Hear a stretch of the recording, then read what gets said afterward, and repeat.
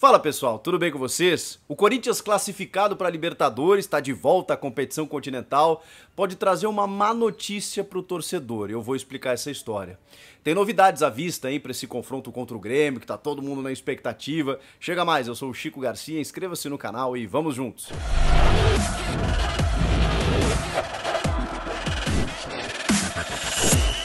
Já já informações importantes sobre o Corinthians, mas antes eu queria dizer que esse vídeo é um oferecimento de OneFootball. É o aplicativo que eu uso para me manter informado sobre tudo que tá rolando. Lá você encontra de tudo, notícias, estatísticas, resultados, placares, mercado da bola, tudo sobre o seu time do coração, basta ativar as notificações e a grande novidade, transmissão ao vivo e de graça da Bundesliga, o campeonato alemão, os melhores momentos, os lances, os craques, os jogos, por streaming, na tela do seu celular, na palma da sua mão, sem custar absolutamente nada. Não é uma maravilha? Eu vou deixar o link aqui na descrição, você vai baixar gratuitamente, viu? Não custa nada e serve para qualquer celular.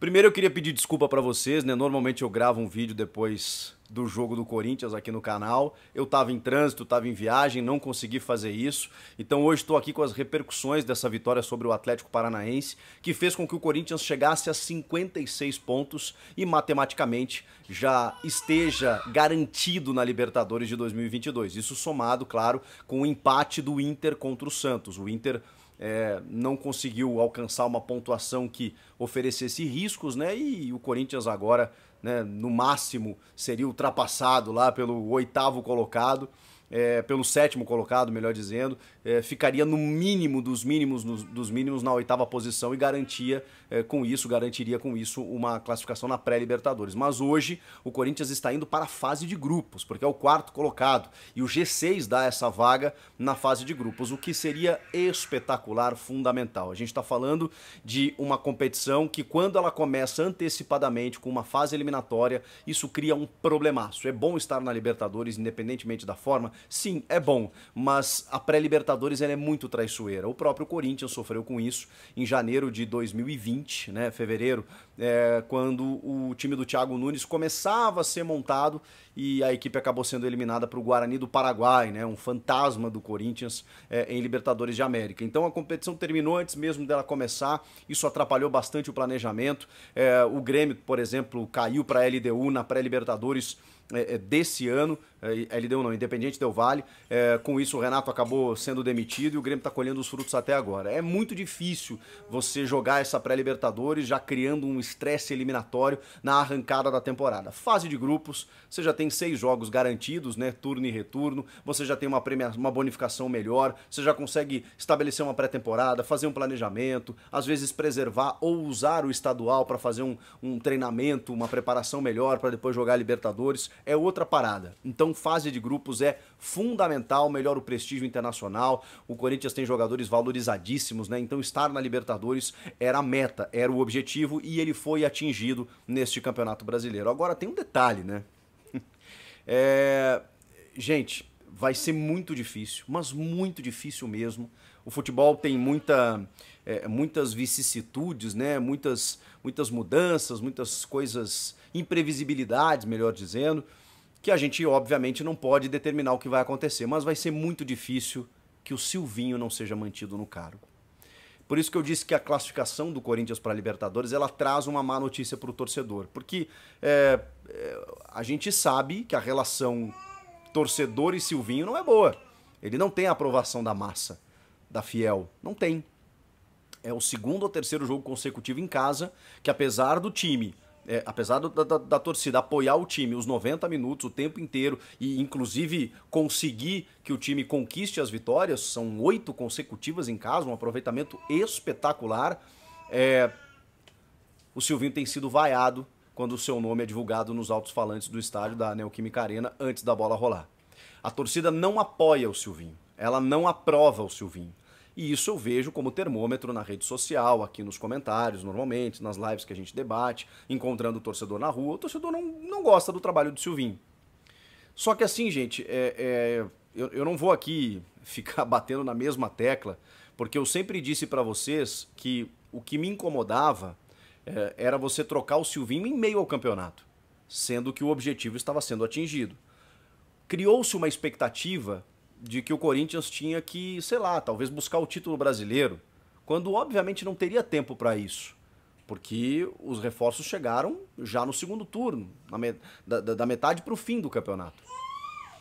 E mesmo assim, no primeiro turno, o Silvinho estava levando o time a uma condição de sexto, sétimo colocado.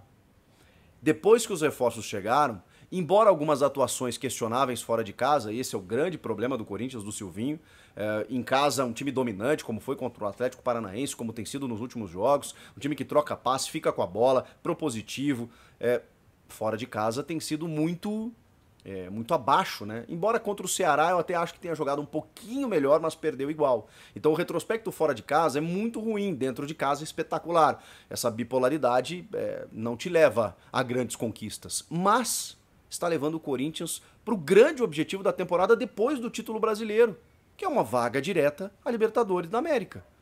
Ou discordamos disso? O Silvinho não disputou outra coisa, a não ser o Campeonato Brasileiro. E dentro do Campeonato Brasileiro, ele está atrás de Atlético Mineiro, Palmeiras e Flamengo. Ou Flamengo e Palmeiras na ordem. Que são visivelmente os times de maior orçamento e que todo mundo sabia que iriam disputar os grandes títulos da temporada.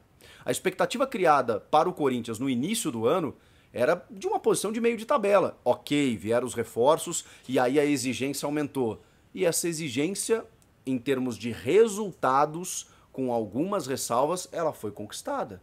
Ela foi atingida. O Corinthians hoje é o quarto colocado na tabela. À frente de equipes como, muito à frente, né? Do São Paulo, do Santos, do Inter, do Fluminense.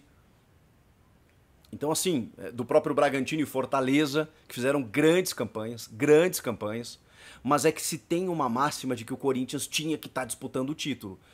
Era muito difícil, gente, para não dizer impossível, com esse super Atlético Mineiro e com o Palmeiras e Flamengo com o investimento que tem.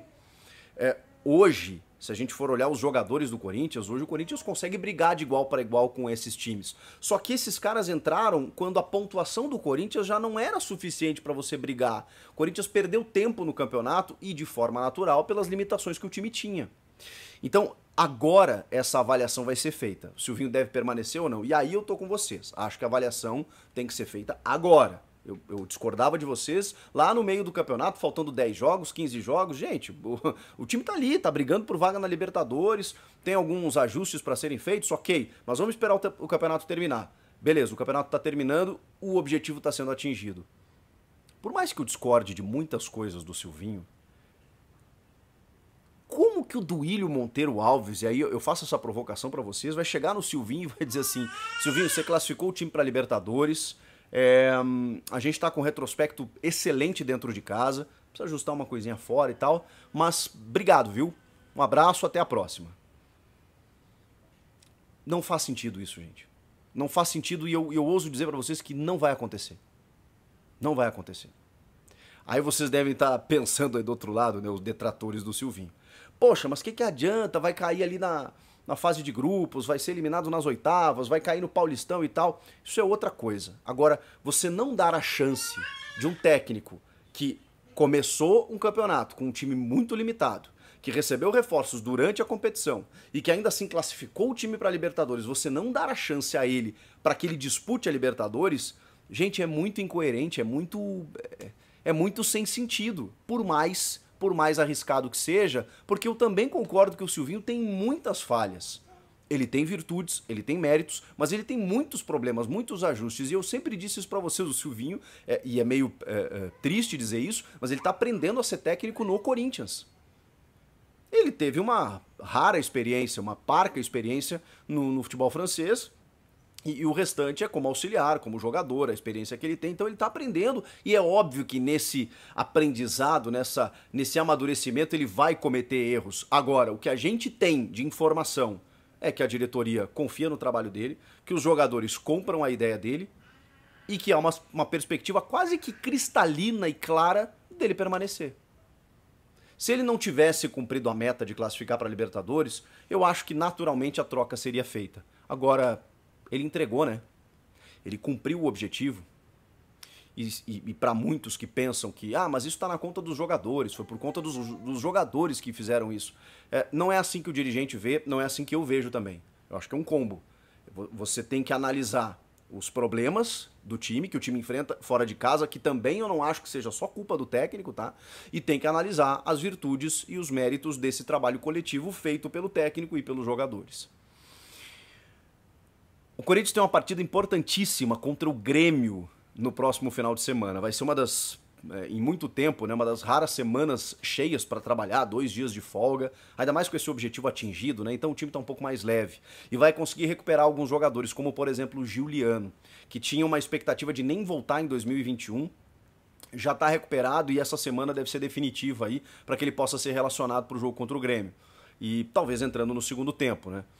O William, que entrou no segundo tempo dos 2 últimos jogos, no lugar do GP, pode começar como titular nessa partida contra o Grêmio.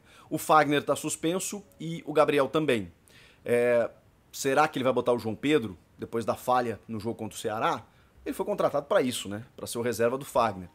Deslocar o Duqueiroz, acho que seria tirar o Duqueiroz de uma posição onde ele está rendendo bem, substituindo inclusive o Giuliano no time. E na primeira função, o Cantillo realmente sofreu uma lesão, uma pena, né? Porque ele seria, na verdade, acho que seria até o titular do time, né? Mas hoje seria uma reposição natural, talvez o Xavier entre naturalmente no time. São as mudanças que devem acontecer, o William talvez começando como titular, como eu já falei, Roger Guedes, Jô, né? A formatação, Renato Augusto jogando uma enormidade nessa reta final, especialmente nos jogos em casa, onde o Corinthians tem essa força da torcida e ao mesmo tempo esse jeito de jogar, propondo as ideias do jogo, ditando o ritmo da partida e a coisa funcionando muito a seu favor. Esse ajuste o Corinthians vai ter que fazer. Não pode jogar de uma forma dentro de casa e outra fora. Precisa de um equilíbrio aí. Mas enfim, esse jogo contra o Grêmio, ele óbvio está sendo muito badalado, porque o Grêmio pode ser matematicamente rebaixado ou contra o São Paulo durante a semana, na quinta-feira, ou contra o Corinthians no domingo. E todo mundo sabe, né? O Corinthians foi o jogo, teve o seu jogo final em 2007, quando decretou o rebaixamento contra o Grêmio, um empate em 1-1 em Porto Alegre. O Finazzi até deu uma entrevista aí que ele acredita mais ao Inter do que ao Grêmio esse rebaixamento. Mas enfim, não adianta, isso é do torcedor, né? O Corinthians caiu contra o Grêmio e agora tem a chance do Grêmio cair contra o Corinthians. É o último jogo do Corinthians diante da sua torcida. Depois de um ano de 2 anos, né, muito atribulados, em que o torcedor ficou distante e vai ter a chance de empurrar o time depois de ficar um tempinho aí, alguns dias, por conta das férias e encerramento do calendário, sem ter essa possibilidade. Então, casa cheia, o Grêmio vai ter dificuldades e o Corinthians, como tem, né, 8 vitórias consecutivas, deve ir com a sua força total aí para conquistar mais uma vitória. Essa semana aí deve definir mais algumas questões envolvendo o time, mas o fato é que o Corinthians já está na Libertadores, está de volta à competição, pode rebaixar o Grêmio e ainda, né, se despedir da torcida em grande estilo. É um momento interessante, mas aí, torcedor, vocês vão ter que conviver com o Silvinho em 2022. E eu falo isso dessa forma porque eu sei da contrariedade de muitos ou até da maioria. Inclusive a demissão do Renato Gaúcho no Flamengo gerou um frisson. Será que o Renato voltaria? O Renato recusou o Corinthians, né? Antes dos reforços, é bom que se diga. E agora tá livre no mercado. Será que ele quer voltar a trabalhar por enquanto, vai tirar um período sabático, aquela coisa toda? Não sei, isso é assunto para outro vídeo. Comenta aqui, inscreva-se no canal, eu volto na próxima. Tchau!